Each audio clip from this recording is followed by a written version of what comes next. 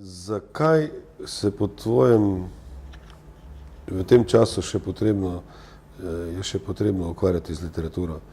Zakaj pisati? Je to samo iz lastne potrebe ali kakšno funkcijo ima po tvojem, kakšno vlogo ima literatura? Lastna potreba definitivno je en faktor, ne, sigurno, ne, če se človeku zdi, da... To ste rekel iz tega, ker mi marsikateri avtor reče, jaz pišem iz lastne potrebe, me ne zanimajo bralci.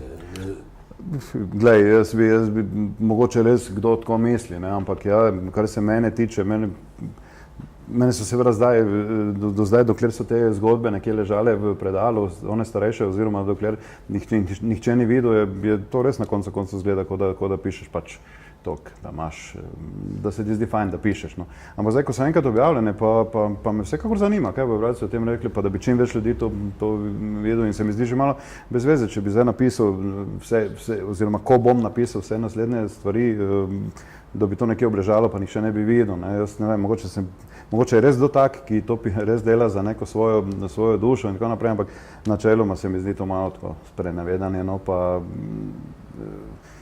poza neka, ne, češ, jaz sem zvišen na tem svetu, mene baš briga, kaj bojo oni. Ne vem, kar se mene tiče, ni res, no.